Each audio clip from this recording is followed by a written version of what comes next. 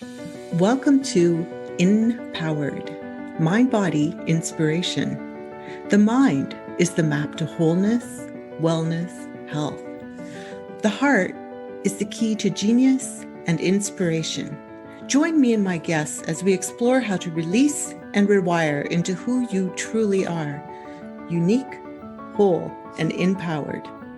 Please like, share, and subscribe. Spiral up, spiral out. Hello, everyone. Today we have Ilsedora Laker from German New Medicine. From everything I've learned and grown to understand, from Dr. Bruce Lipton, a scientist and author of The Biology of Belief, to Dr. Divya Chambra, a homeopath, and my own experience, the connection between the mind and body is complex and absolutely needs to be considered in health and well-being.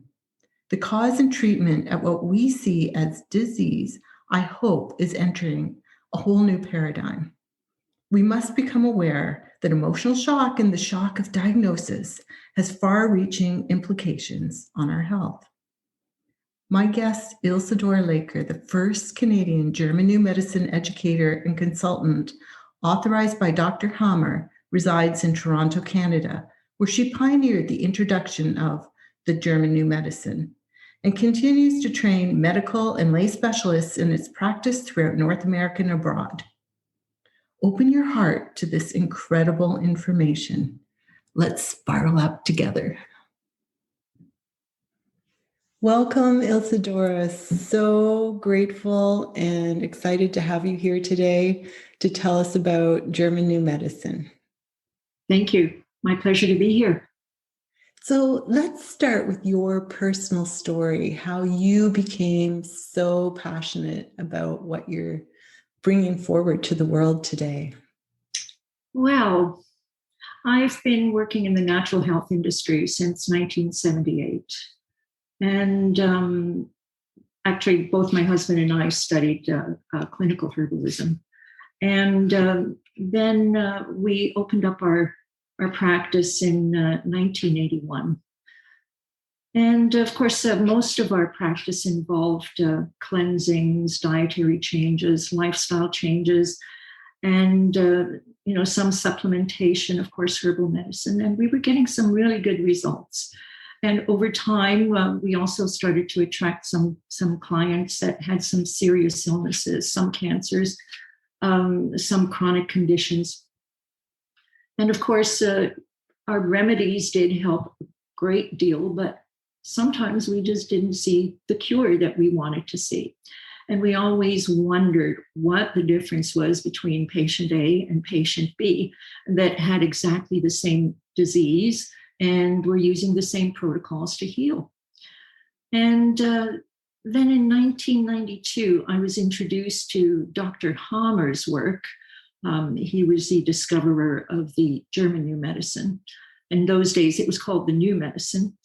And this was through a recording that a friend of mine gave to me. And this was a lecture that he gave in Innsbruck in 1989. And I spoke German. I was born in Germany. And of course, the lecture was in German. So I had to translate it for my husband as we went along.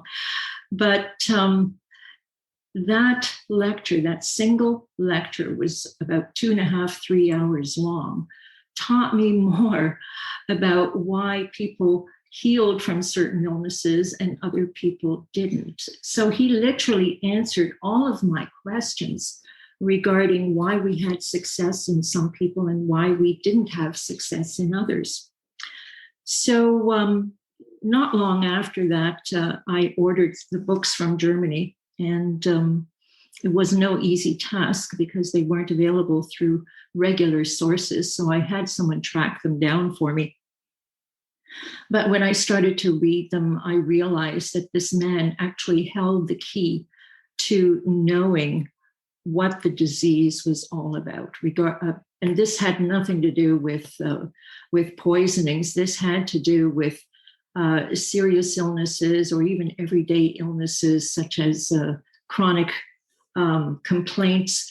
They all had one origin, and that origin had to be a shock.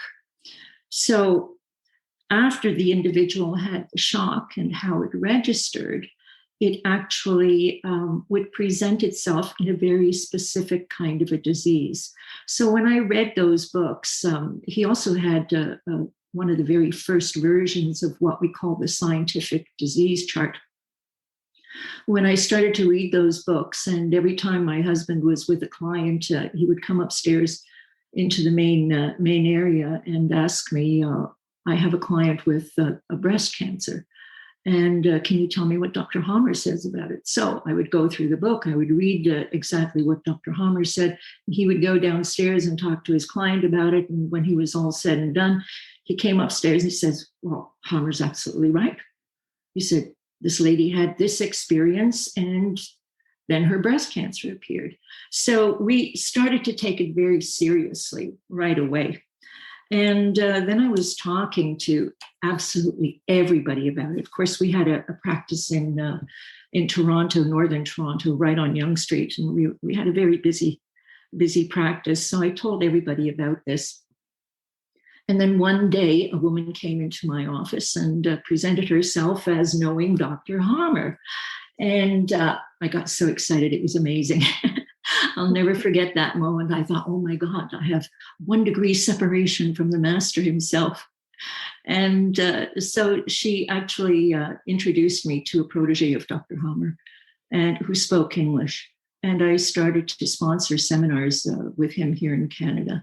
So in 1994, we had the very first new medicine seminar for medical professionals in Toronto. And that was really my official beginning of studying the new medicine.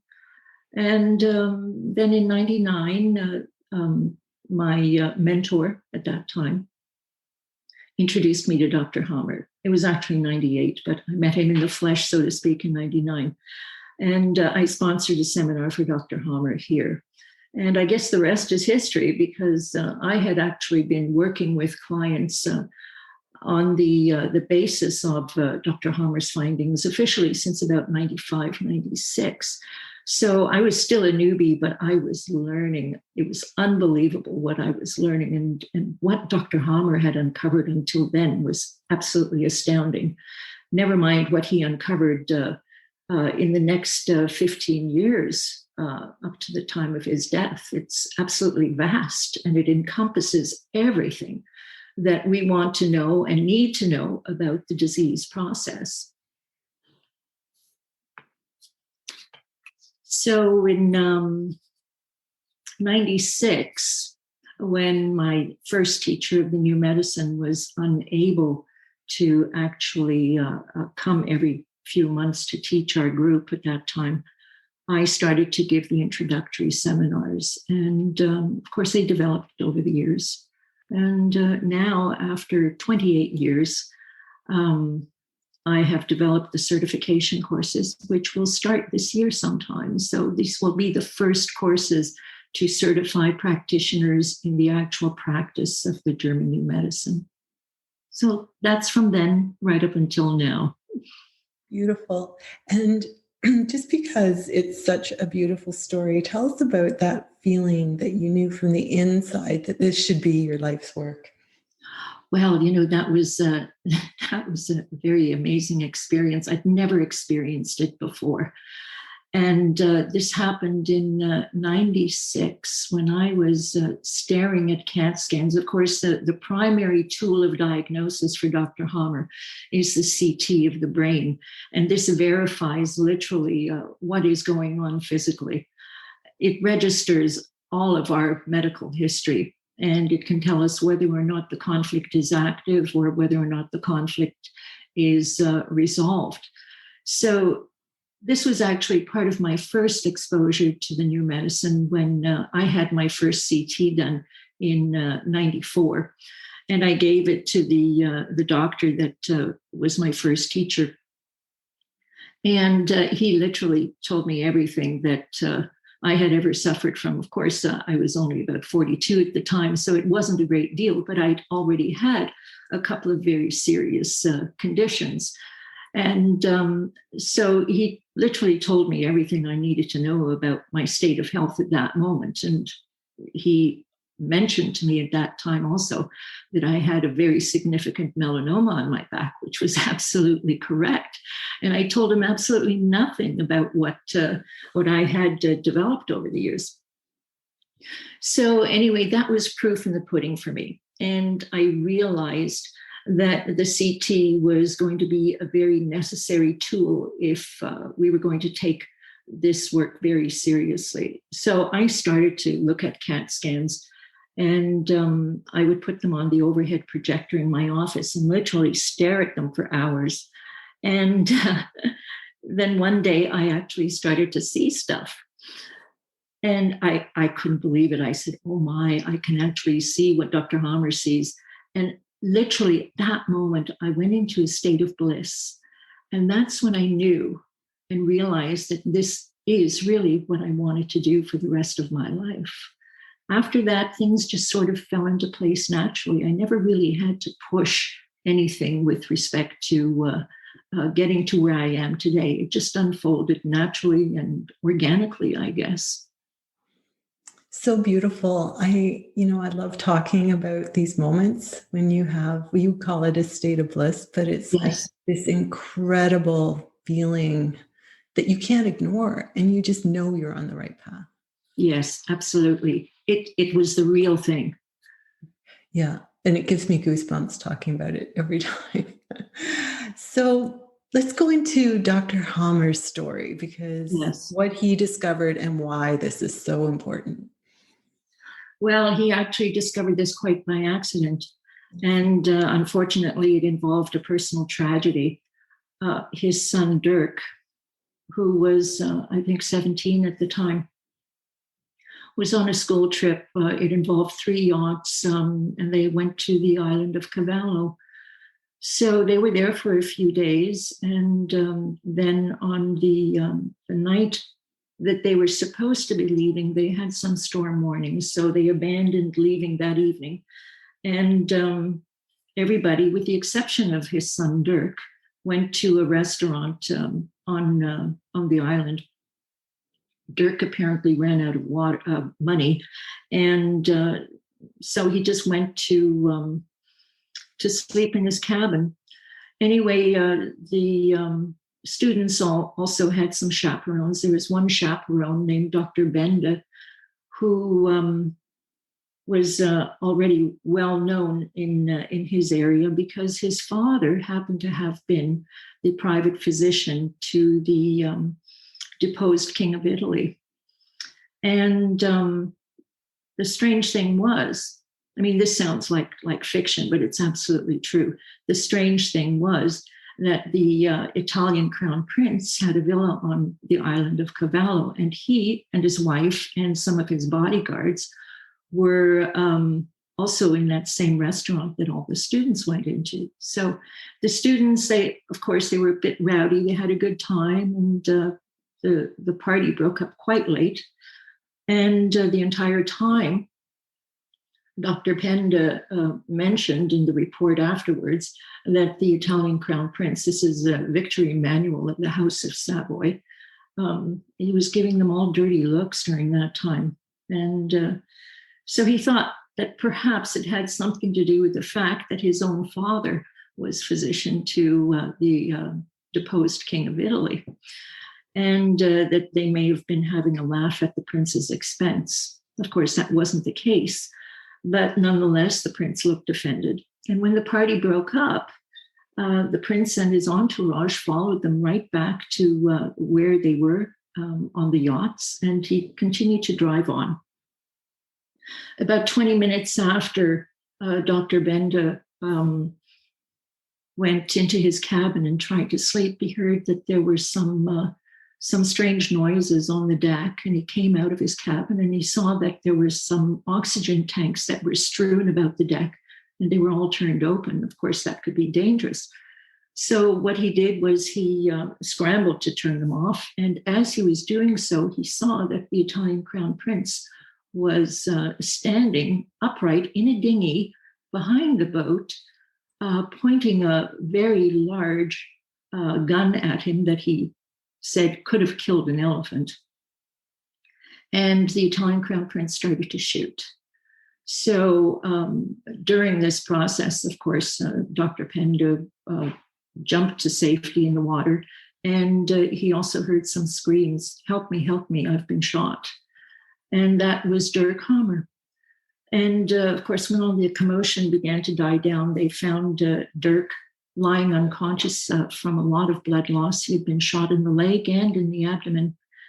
And he was supposed to have been flown to a nearby hospital with the prince's helicopter, but that didn't materialize. So he actually arrived at the hospital clinically dead, but fortunately they revived him.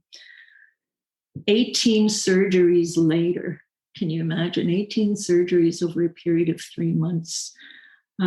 His life hung in the balance. And of course, Dr. Hamer and his wife, both physicians, attended him daily until I think the last week of his death, when all of a sudden they were denied access to see their son. And when he went to see the head of the hospital to complain, he said, we've experienced some pressure from the prince to disallow you to see your son. So anyway, Dr. Hamer managed to get around that, and his son died in his arms not long after that, about a week after that. This was at the beginning of December in 1978. 3 months later, Dr. Hamer was diagnosed with a testicular cancer. And it's a particular kind of testicular cancer that involved a teratoma. So this particular cancer grows during the conflict activity. And he had surgery, but he was given literally a 1% chance of surviving this because he developed in the process purulent ascites, which is a very nasty peritoneal infection involving a great deal of fluid buildup as well.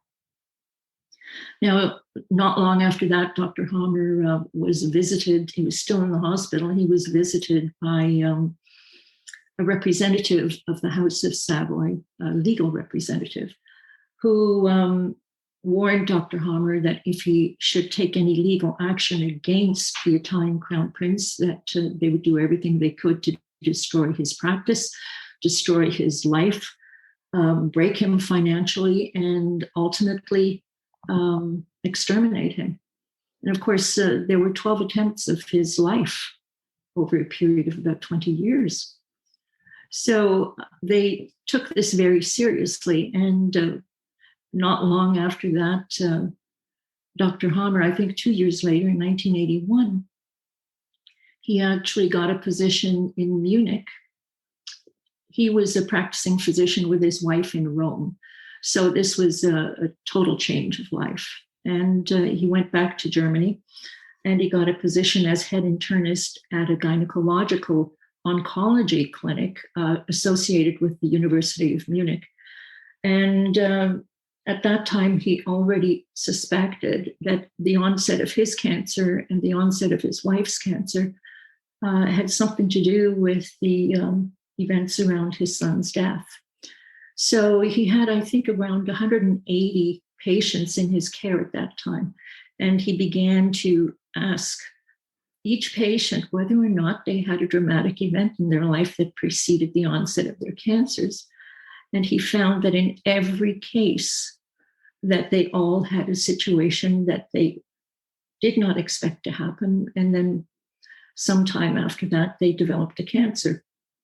So this was his first clue. And once he understood that a biological shock, as he calls it, initiated a disease process, this is when his research officially began.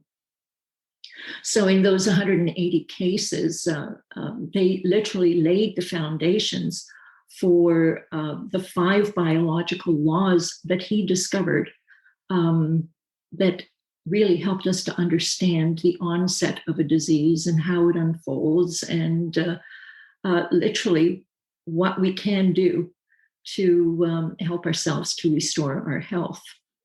And this was the 5 biological laws. Now, in 1980, I believe it was 86, he was taken up in front of the medical board, and they began to question his ethics because he was talking about the new medicine and the discovery of the 5 biological laws. And they convened behind closed doors, and when they came out, they literally took away Dr. Hamer's license to practice medicine any longer because he would not deny his findings. So he was literally on his own from that moment on. And he forged ahead, and by 1994, he had discovered the 5th biological law, which is an explanation of the biology behind all of disease, with the exception of poisoning, of course. So he laid the foundations in the first 5 years of his experience and his research in the new medicine, as he called it in those days. Wow.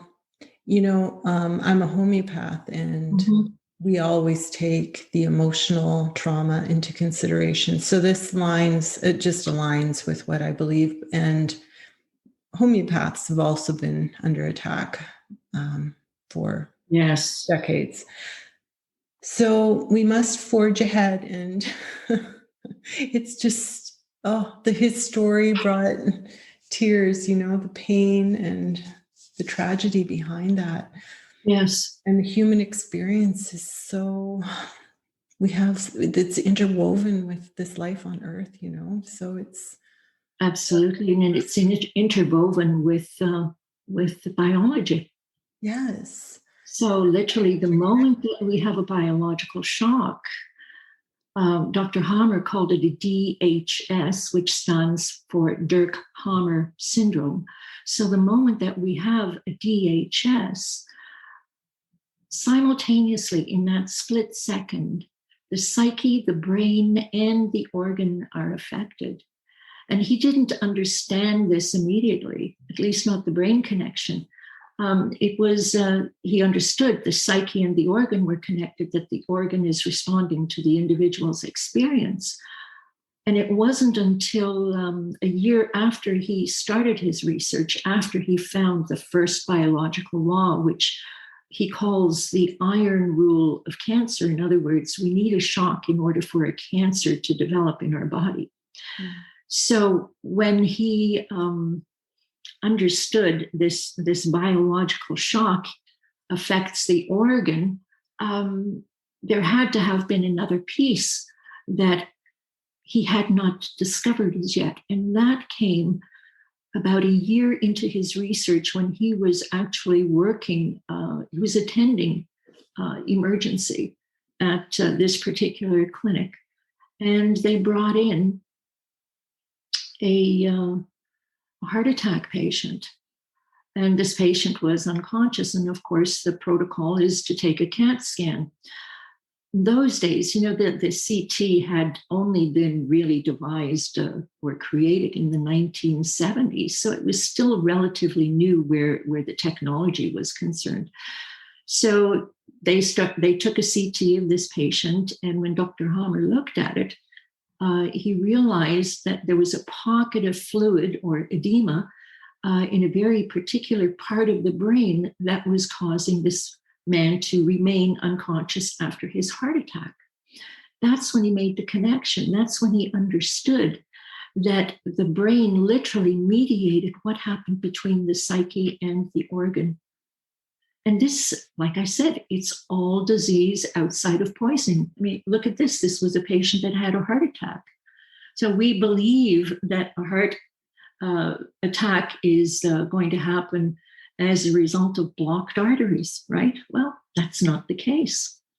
Dr. Hamer discovered otherwise. He discovered that it's not the blocked artery that eventually creates the heart attack. It's what we call a healing crisis or an epileptoid crisis that is literally the height of the healing phase of the conflict that is designated, or hopefully helps us to return to normatonia. But that all depends on how long the individual was in conflict where the heart attack was concerned.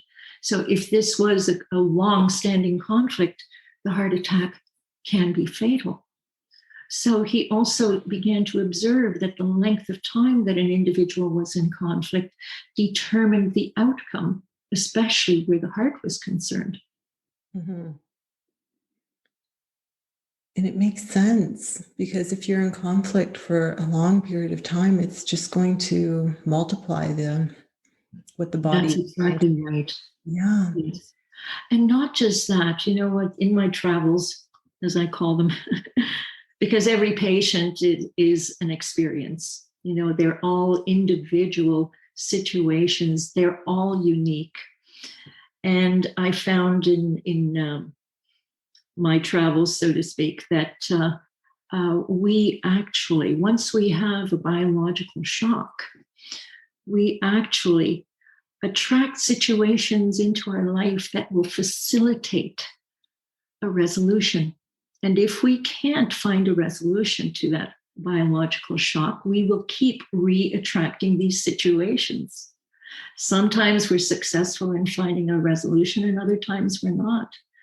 But this happens to us for a reason. It's because we are in a conflict active phase, and biologically we must resolve it. Right.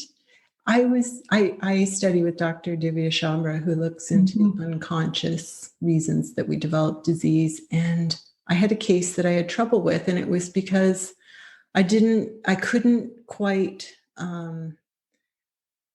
relate what had happened to the patient to something that would have happened in the unconscious mind to cause it. And because it seemed like an accident that happened randomly. But when I talked to her about it, it was like she's like, no, it was his state, and he had it happen in order to resolve something within himself, and Yes. that makes complete sense. Absolutely right. Right? So go on. Well, one of the more important discoveries was also the law of two phases. And of course, when we look at traditional Chinese medicine or Ayurvedic medicine, they already understood that we had hot diseases and cold diseases. And what Dr. Hamer actually discovered was that they were literally phases, one of two phases, after you had the biological shock. So the way this works is the moment you have a biological shock, you go into a conflict active phase. And during this conflict active phase, we will have poor appetite, cold extremities, our blood pressure is likely going to be up. Our mind is constantly going to be preoccupied with the conflict. And we're going to wake up at 3 o'clock in the morning. We'll be able to go to sleep, but we'll wake up at 3 o'clock in the morning.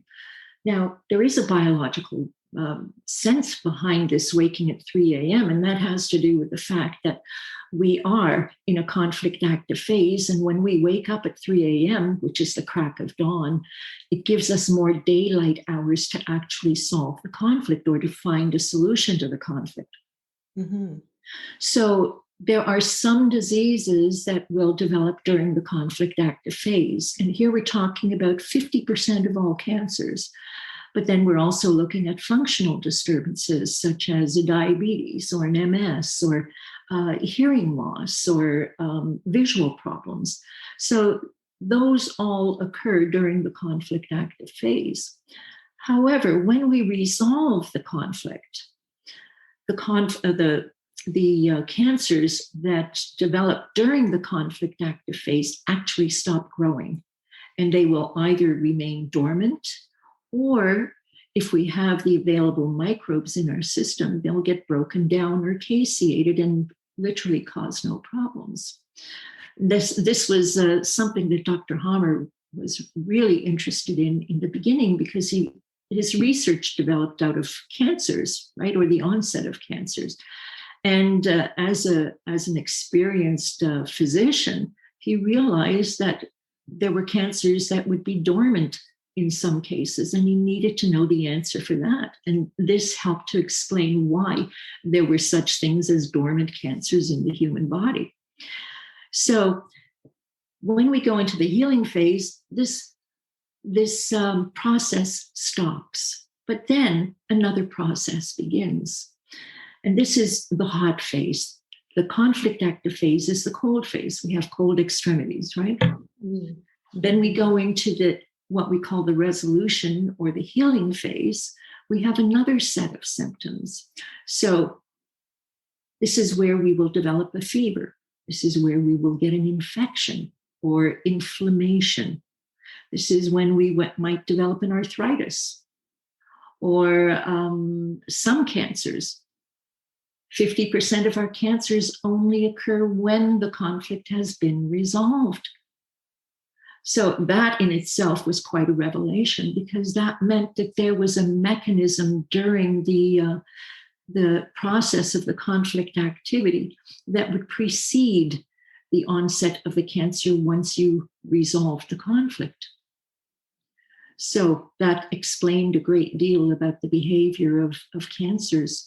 And of course, when we're looking at these cancers that develop during the conflict active phase and the cancers that are developing only when the conflict has been resolved, Dr. Hamer discovered that they were all different cellular structures. So different germ layers presented different kinds of cancers. For example, an adenocarcinoma is a cancer that will develop from glandular tissue or something that is derived from the glandular tissue. These are endodermal, the innermost germ layer. Then other cancers, such as, let's say, a breast cancer or a bronchial carcinoma or certain renal cancers or bladder cancer, bile duct cancer, they're all made up of the ectodermal cells, which are known in traditional medicine as squamous epithelium cells. So they behave completely differently during the conflict active phase in comparison to the glandular cells. In other words, the tissue will degrade. In other words, it'll ulcerate or necrotize in some cases, depending on the location of the problem. But when we resolve the conflict, this is the body's attempt to repair the damage that was done during the conflict activity. And some of these are called cancers.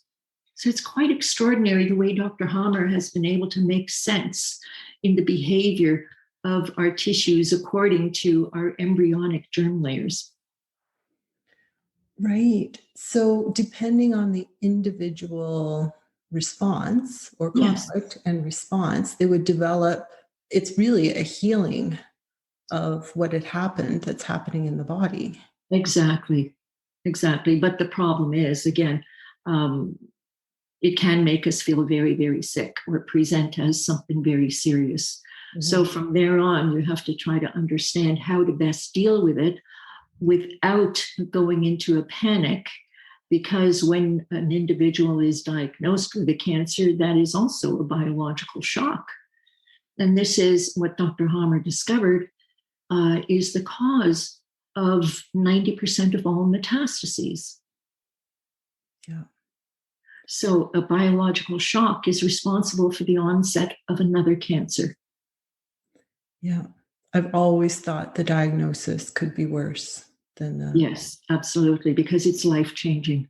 And at that moment, the person that has been diagnosed goes into what we call survival mode. They're in fight or flight. And it's all about their survival. They go into what I call, or under a voodoo spell, because every ounce of their being is about their survival at that moment. And it's hard to break that spell in some people. But other people that are a little bit more open-minded and go in the direction of the GNM or the German New Medicine, have a much greater chance of surviving this because they are part of the process. They are looking inward to try to understand how they got to that diagnosis and also changing their life so that they can continue to live a healthy life. Yeah. And it's such a paradigm or a new way of looking at it, because we've been so programmed to believe that cancer is something to fight, something to be afraid of, instead of it's seeing it as a gift, really, to heal. Well, it is a healing. The body is healing the trauma that you experienced. And if you understand that it will stop growing, will stop developing, then I think that's avoiding future trauma, because it's all about how you see the disease process. I always say that I was very, very fortunate that I understood the new medicine before I had any diagnoses, because I knew exactly what to do, how to deal with it, and not to panic.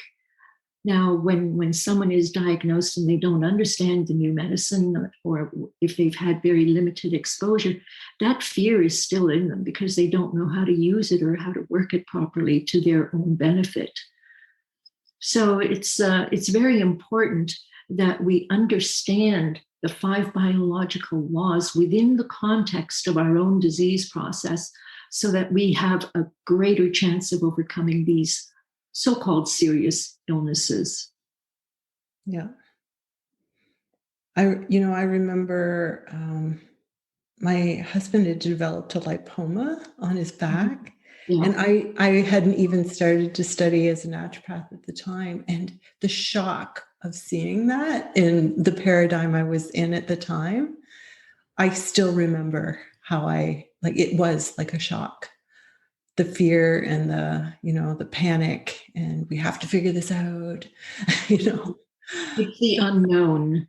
The unknown, yeah. Yes. Yeah. But then the little that we do know, or the little that we have been told, is going to fester, because, we're not the experts. Our doctors are the experts. They know what to do. And if they say that we have a 5-year survival chance, then you know what? That's going to register. That is one of the biggest obstacles to a patient's healing, is to be given a negative prognosis, because if they buy into it at that moment, even if they find something else, that is going to reassure them, if they bought into it at that moment, 5 years down the line, they're going to present with something that is going to be very, very serious. Yeah. The power of the mind. Absolutely. And it's like a voodoo spell that they go under. It's quite extraordinary. And you have to break that spell after the patient has been diagnosed in order for them to be able to turn this around. They have to have a different vision of a cancer process in order to survive it. You cannot go into a diagnosis or experience a diagnosis in a negative way and expect to survive. It has to be done with a positive outlook, with knowledge, with understanding the disease process and knowing what you can do with it. Emergency intervention, if you need it, absolutely, we have no problem with that. But what we try to avoid in a newly diagnosed patient is the metastatic process. I had many conversations with Dr. Hamer over the years about this, and there was one that always sticks out. And this had to do with traditional medicine and their belief system of how a metastasis occurs. And of course, for those of you that don't know what metastasis is, it's the spreading of a cancer. And it's believed that a cancer, according to traditional medicine, that a cancer is going to, or a cell is going to dislodge itself from a primary tumor and swim through either the bloodstream or the lymphatic system and attach itself to another organ and create another cancer. Now, Dr. Hamer had to laugh because he said that if a cancer actually swam through the bloodstream, then we would have to have something in place where blood screening for blood donations is concerned. We've never actually seen or visualized a cancer cell in the bloodstream. It's impossible. It cannot possibly go through the bloodstream or through the lymph. Now, when we consider a breast cancer patient, it's always around the same kind of, or the same sequence of metastasis. If you're diagnosed with a breast cancer, The secondary place that it could go to is perhaps the skin. Then we're looking at the bone. And then usually the last stage is the pleura, the envelope around the respiratory system that's made up of two membranes that will fill up with water in the end stage of a cancer. Now, this is all happening in very close proximity to the original diagnosis. But why? So we have to look at this process. If we're going to look at or accept that a cancer cell swims through the bloodstream, it would have to swim through the entire vascular system before it would reach the same point. In other words, the same area of the body where the original cancer started. It doesn't crawl through the capillaries. It doesn't crawl through the blood vessels. It has to go through the entire system in order to reach that particular area.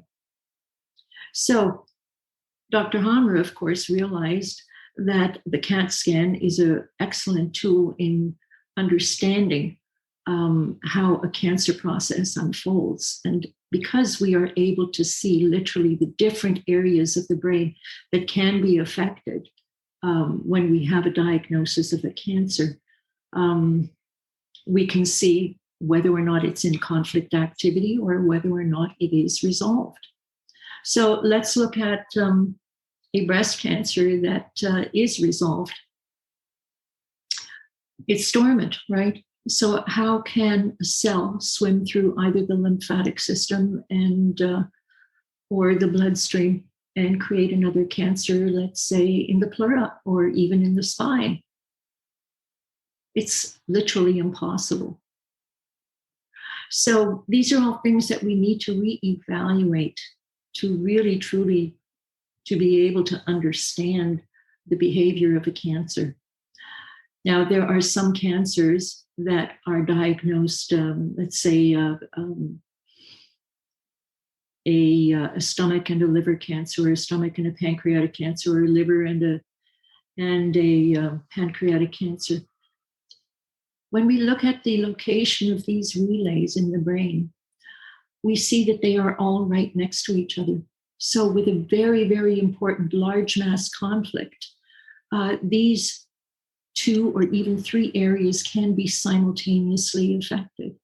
So with a diagnosis such as that, of course, the traditional medical viewpoint would be that it's too late, the cancer has already spread to other organs, when in fact, this isn't the case. It was a cancer that affected all 3 organs simultaneously because it was such a large mass conflict. And of course, these are the cases that Dr. Hamer cites as being the ones in the 5% group that he sees as possibly fatal. So literally from his experience, he has seen more than 90% of his patients recover.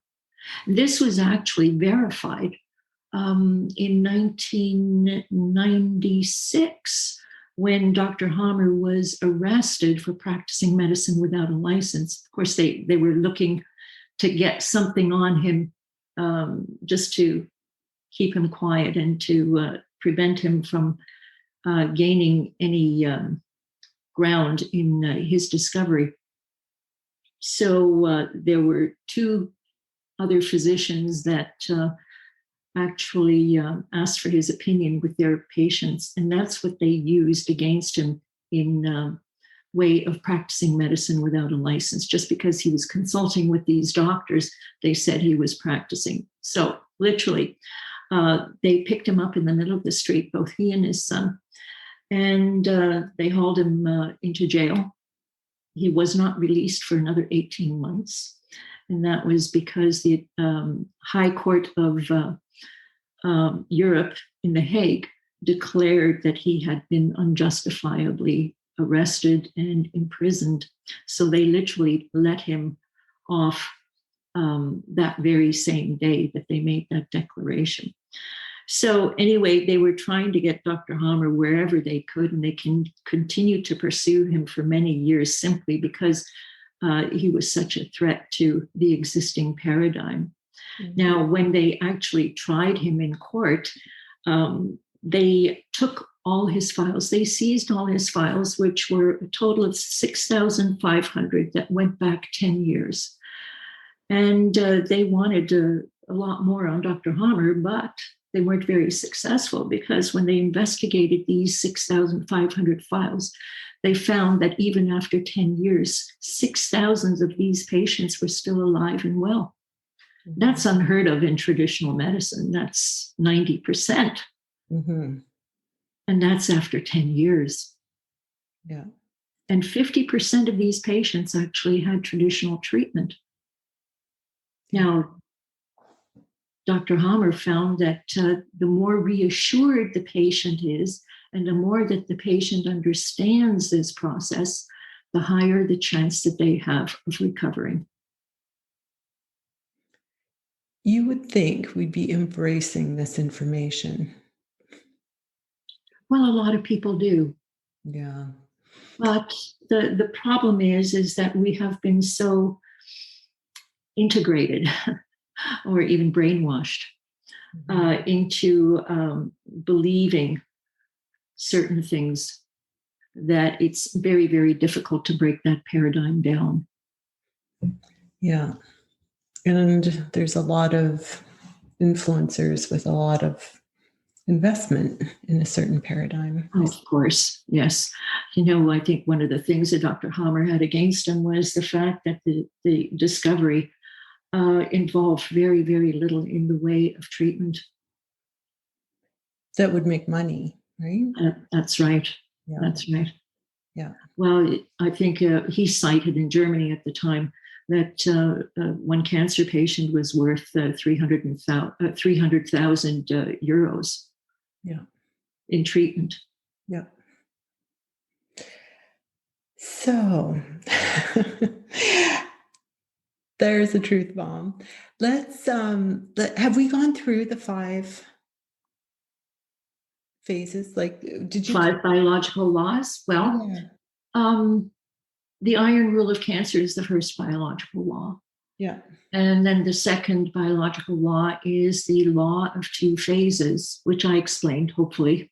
Hot and cold. And then the third biological law is the ontogenetic system of tumors, which meant that, which I think I already covered, which meant that some diseases occur during the conflict active phase and other diseases occur during the resolution phase, depending on the cellular structure that was affected. Now, the interesting thing is that Dr. Hamer discovered that there are 4 different areas of the brain that have jurisdiction over these 3 specific germ layers, of which all of our organs are made of. Mm-hmm. And when we have a DHS, depending on the nature of the DHS, that will go to a very specific part of the brain. For example, a breast cancer would be about a separation conflict if it's intraductal. And it would have to go to a place in the sensory cortex that was connected to the milk duct tissue. So during the conflict active phase, what we have is a degeneration of cells. And when the conflict resolves, this is the repair process that is going to present itself as a milk duct cancer. Now, then we also have another area of the brain called the pons of the brainstem that has jurisdiction over these oldest germ layers called the endoderm, and it will create a cancer that will grow during the conflict active phase. And here we would be seeing perhaps a bowel cancer or liver cancer, not a bile duct cancer. It could be a lung cancer, and I'm not talking about the bronchi, I'm talking about the lung alveoli. It could be a pancreatic cancer, thyroid cancer of the glandular kind. So it could be a parotid cancer or anything to do with the glands. So they all grow during the conflict active phase, and then they stop growing when the conflict is resolved. So different areas of the brain have jurisdiction over different germ layers, and they all behave differently from each other. So the fourth biological law has to do with the ontogenetic system of microbes. And that means... Ilsedora, I have one question. Sure. What if someone has, say, a fear of disease that they constantly ruminate on? Would that have a shock eventually, or would like a subtle shock over time? Any thoughts? Well, I think everything that is fear-oriented has its origins in a biological shock. So there had to have been an experience that made them fearful of developing something. Now, and this is part of the so-called cancer metastasis process, because when we have a biological shock of a cancer or a serious disease, this will go to a very specific part of the brain. And here we're looking at the frontal lobe where we anticipate danger. So when we go into that sense of being in a position of danger, or we're looking at danger's in front of us, and we have no control over it, it will affect the frontal lobe, which has control over what we call the branchial arch tissue. And here we're talking about the pharyngeal arch, and they are ectodermal in origin. So when we have a large mass conflict that has to do with the frontal lobe, then there are ulcerations that will appear on that tissue. And that tissue can extend into the mediastinum, which is the chest cavity. So during the conflict active phase, they ulcerate, and all we experience is the fear. However, when we resolve this conflict, this is when we will see the development of cervical cysts or a mediastinal lymph enlargement. So we always see this process in what we call a progressing cancer process.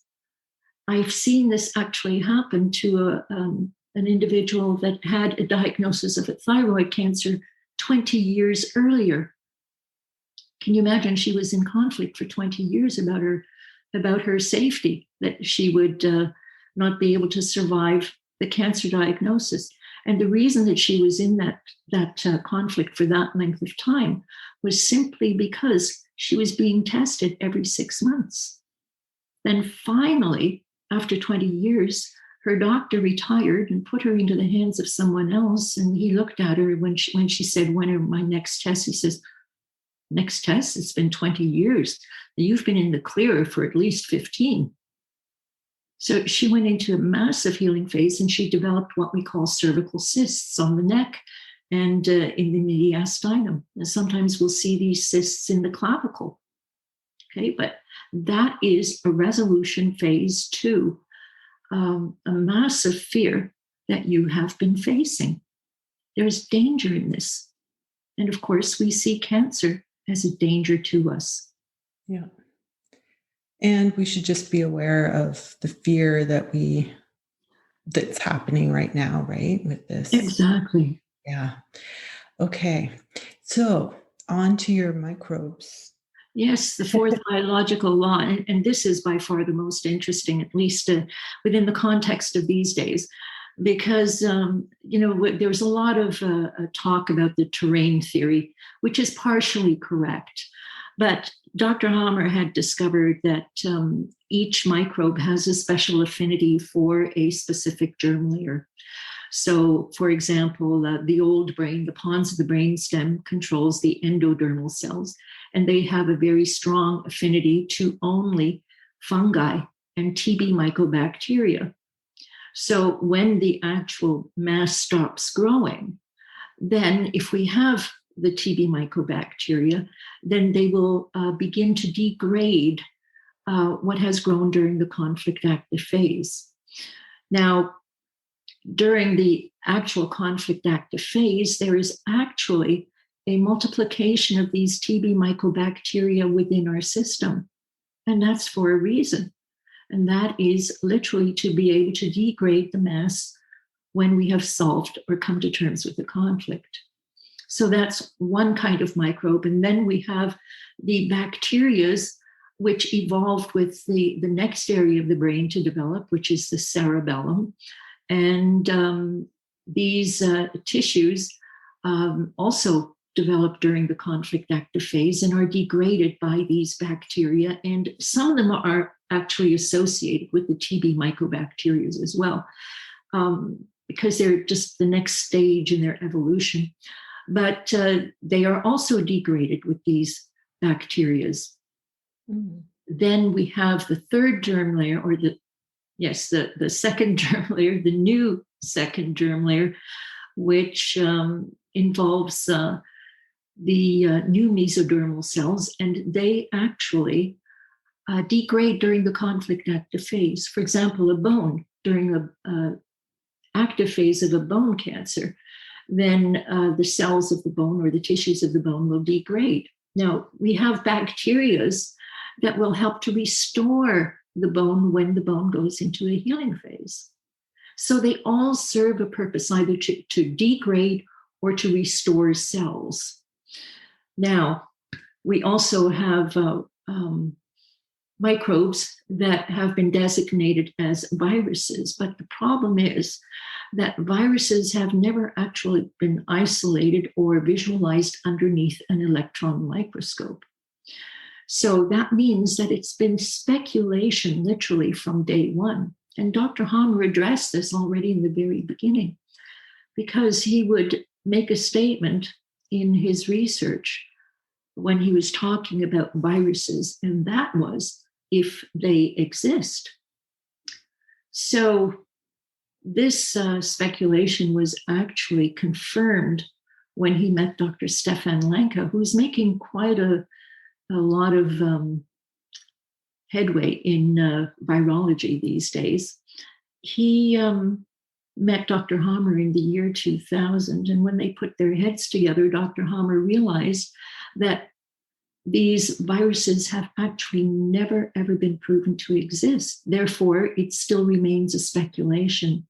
Now, as his research continued, he completely disagreed with the current philosophy that there are such things as microbes. And when he began to research this and understand the tissue affinity for anything that has been called a viral infection, he realized that these were the latest cells to develop in our physical bodies, and they are the ectodermal cells.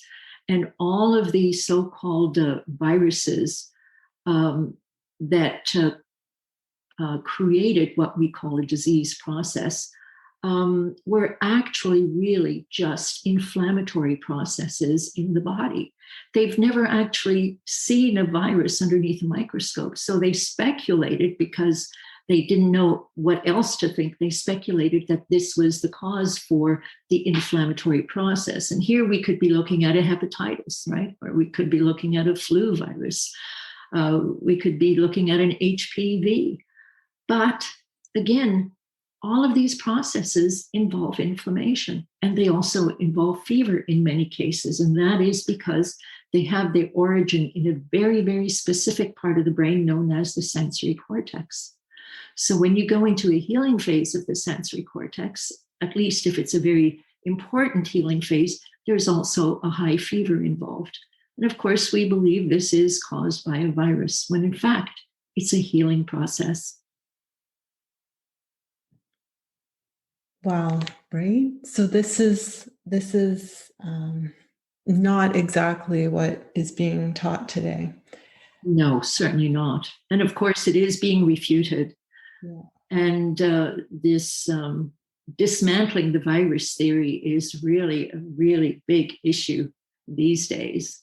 So, given the fact that we have been told that there is such a thing as a coronavirus that is wreaking havoc, when in fact, if we look at all the statistics, it isn't. So, yeah. And combine the fear.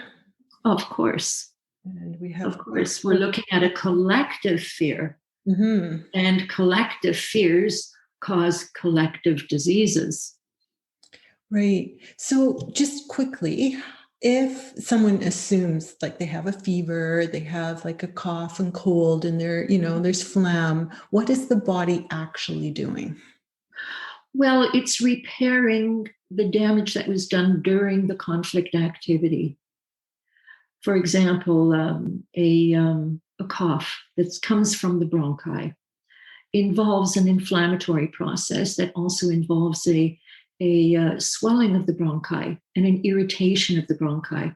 Now, when we look at the law of two phases, and you really need to understand this to a great extent to appreciate it, different cellular structures present with different symptoms in the healing phases.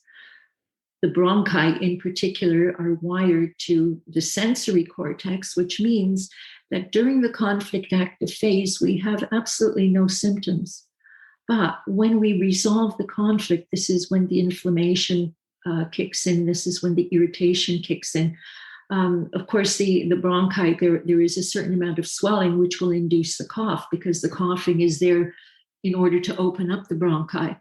But when we have serious conditions of the bronchi, if this was a very important conflict, then there might be the bronchial musculature that's also affected. That means that you might have some challenges in breathing in properly. And as soon as that happens, of course, that's a DHS, then activity in the goblet cells, which produce mucus, will begin. And that is really to help us, believe it or not, to help us to take in the oxygen into our lungs more effectively. So it's like a lubricant when we are unable to breathe. The problem is that the more fearful we become, the more of this lubricant is going to develop, and we will have more mucus and more challenges in breathing. So fear is the enemy, either way you look at it. Mm-hmm. However, we have other symptoms that go along with that, like the fever, of course, which doesn't indicate infection. It just indicates that the sensory cortex is going through a healing phase. Then, of course, if we have muscle aches and pains, that indicates that we have been in fight or flight, literally the moment that we had the shock involving the bronchi. And here we're looking at a very specific kind of fear where our environment is unsafe. It could be fear of our territory, which is our work, our house. It could be fear for our community, fear of something going on in our community. It's usually involving some kind of an aggression. So a fear of an aggressive act against you or your loved ones or your community is what is going to put us into a bronchial conflict. And like I said, when we're in fight or flight or in the active phase, we have no symptoms. But the moment we become reassured, this is when those symptoms will appear. Right. This is exactly what happened in Mexico. Do you remember the swine flu epidemic? Well, it was exactly the same thing. You know, I was teaching in California at the time, and I was advised not to go to California because it was too close to Mexico. Knowing what I know, of course, I had to laugh it off. But when I was doing the research, of course, I had to research this to be able to explain this process to my students within the proper context. I found that collectively, the Mexicans did, in fact, go into a massive resolution conflict that was designated as the swine flu when they got a new president. And this new president vowed to get rid of the drug cartel and to make Mexico safe again. So as soon as that happened, as soon as they had that reassurance that they would be safe again, this is when they all developed these flu and these respiratory symptoms. Now, when we develop pneumonia, it's the same thing, only kicked up a notch, if you will, because the pneumonia involves more fluid in the system. And when we have fluid or extra fluid that is being retained in the system, that means that we are in an existence conflict or we have a fear for our survival. So there are 4 different kinds of survival conflicts that could affect us in a negative way. First, a threat to our existence by something or someone. It could be a disease diagnosis. We have a threat to our existence because we're thrown out of our homes or our countries. That's what we call a refugee conflict. And then we could have a threat to our existence as the result of water, too much water. In other words, a near drowning. Mm. Then we can have a threat to our existence because we are isolated or we feel abandoned. For example, isolated in a hospital or abandoned by our family or our group. If we're ostracized or shunned. A senior feels isolation or abandonment, especially these days, because the families are not allowed to visit them. So when we have any of these survival conflicts, that means that our bodies are going to retain water. This is a survival mechanism. It's like being thrust into the middle of the desert without any water and your car breaks down. Right? The moment that we go into that survival mode, our mouth becomes dry. We become very, very thirsty.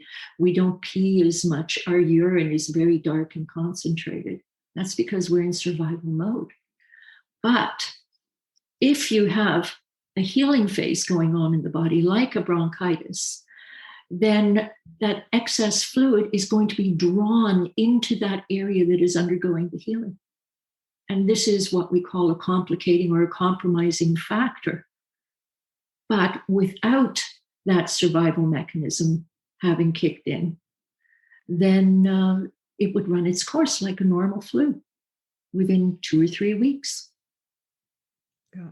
But the moment you are challenged in that way that you fear for your survival, this is when the fluid retention will develop systemically. Right? And develop into something more. Exactly. It creates a worse situation. Yeah. It explains why, you'll get sick when you go on a holiday, or someone that's right. suddenly retires, develops something, right? And it's yes. Or if we're put into a hospital. Yeah. Right? We've had a serious diagnosis. We are in survival mode, and it's usually there that a patient will decline. Yeah. It's the fear. Yeah. And I read somewhere too where you called, what a virus is actually an antibody. Well, what they see are antibodies, right? When they're actually trying to isolate a virus, it goes through a very convoluted process, and they end up with these particles. And it's these particles that they have designated as viruses. But in fact, what they're actually seeing are proteins. Mm-hmm. And it's these and what they're looking for example, when they're looking for a hepatitis, they're looking for antibodies. That's because they know a hepatitis virus has never ever been isolated. Right. So traditional medicine has got everything wrong. Yeah. We need to Re-educate. Re-educate, exactly. Because it continues to be repeated, and yes. We need to just stop and start over. But they have the advantage because they have a massive marketing machine. Yes. And Dr. Hamer's doors were closed in front of him every time he tried to make it known of what he had actually discovered. I mean, this is earth-shattering. It changes everything, what he discovered. It's groundbreaking. It is. So that's why I believe that change has to come from each individual opening up to this information, because then you can't stop it. You're absolutely right. And you know what? I observed that in the 1980s. We were the granddaddies of this profession, natural medicine. And when we first started, people used to look at us like we were from another planet, because we used herbs, we were vegetarians, and we did cleansings and fasting and nutrition and everything. We never put a bad thing into our mouth. So they thought we were from another planet. But you know what? Over a period of 10 years, I saw the business of natural medicine grow into $1 billion business within 10 years, 10 short years. And that was only because of the grassroots movement. Yeah. Yes. So important. So, is there anything final that we need to cover here? Well, the GNM is a way of life, at least it is for me. And I think the more you embrace this and the more you live by these biological principles, the more happy you will be and the less your body will express the disease process. I found from my own experience, of course, we can't avoid a DHS. We can't avoid negative experiences and we can't avoid these biological reactions. But I have found that the moment that I go into a healing phase, that if I can isolate the DHS or the moment in time that I experience the biological conflict, I can knock the entire process out of the ballpark and heal from it within a few days. I had a pneumonia about 4 years ago, and I was back on my feet within 3 weeks. The 4th week, I was teaching a full week workshop, and that's only because I understood the origin of the conflict. And then, of course, I supported my body with a lot of TLC and rest, and I recovered in half the time. And this was pretty serious. It was a pretty nasty pneumonia. I'd never had that before in my life. Yeah. I think the tender, loving care is overlooked. Yes. Right? Yes. Just giving ourselves compassion for what we go through, first of all, taking the fear out and realizing it's a process. A healing process. Yeah. And we're looking at 80% of all known diseases to men that are actually in a healing phase. Yeah. And the majority of them don't need intervention. No, they need TLC. And support, absolutely. And knowledge. I love where German New Medicine has taken this, because the CAT scans and the science behind it is incredible. Yes. Well, it's irrefutable. Yes. It really is irrefutable. So, Ilsedora, how do people find you and what you're teaching right now? Well, I have 2 websites right now. There will be 3 very soon. My main website that was commissioned by Dr. Hamer is called newmedicine.ca. And the teaching website is gnmonlineseminars.com. And the new website, well, that's to be announced. I'm not going to disclose the name as yet. But that will involve the new courses that are about the certification for practitioners in the art of using the GNM. All very exciting. And if there was anyone, A, interested in healing themselves, learn more, B, wants to help people heal, go learn more. It's wonderful. Ilsedora, I'm going to include those links in the write-up. Thank you. This is wonderful. So people can find you and learn more. This is very exciting. Thank you so much for sharing what you know and helping us move into this new paradigm. Thank you. It's been my pleasure. And for everyone out there, don't forget, don't give away your power to anyone else. Be the creator of your own life. Spiral up, spiral out.